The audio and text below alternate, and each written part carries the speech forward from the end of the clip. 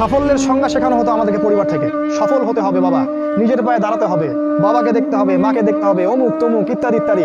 বিয়ে করবি কি নিয়ে, তোর তো কিছুই নাই, বলে নাই কথাগুলো আপনাদেরকে? চাকরি বাকরি করতে হবে, প্রতিষ্ঠিত হতে হবে। শোনো, সাফল্যের একটা সংজ্ঞা দিয়েছেন আল্লাহ কোরআনে, একটাই সংজ্ঞা, সূরা আল ইমরানের মধ্যে আছে। আজকে আমি সব ডিটেলস বলার সময় পাচ্ছি না। সূরা আল ইমরানের মধ্যে আছে, কুল্লু নাফসিন যায়িকাতুল মাউত, প্রত্যেকটা নফস মারা যাবে এবং কিয়ামতের মাঠে তাদের পুরোপুরি প্রতিদান তাদেরকে দেয়া হবে। এখানে আল্লাহ সাফল্যের সংজ্ঞা দিয়েছেন, ফামান যুহজিহা আনিন নার ওয়া উদখিলাল জান্নাহ ফাকাদ ফাজ। ওই দিন কিয়ামতের মাঠে যাকে জাহান্নাম থেকে বাঁচানো হবে আর জান্নাতে প্রবেশ করানো হবে, ফাকাদ ফাজ, এই ব্যক্তি হচ্ছে সফল। সাফল্যের সংজ্ঞা কোথায় পাইলেন?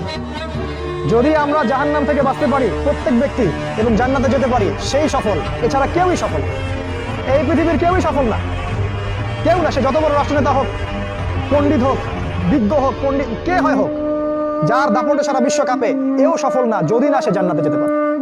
কিন্তু একজন এই ভ্যান চালক, এক রিক্সা চালক, এক আমার ওই গরিব চাচা, ওই কৃষক, সে যদি হিসাব দিয়ে জান্নাতে যেতে পারে, সে সফল। তিনিই সফল, তিনি আল্লাহর কাছে পছন্দের বান্দা। অতএব জীবনের উদ্দেশ্যটাকে ঠিক করে ফেলো।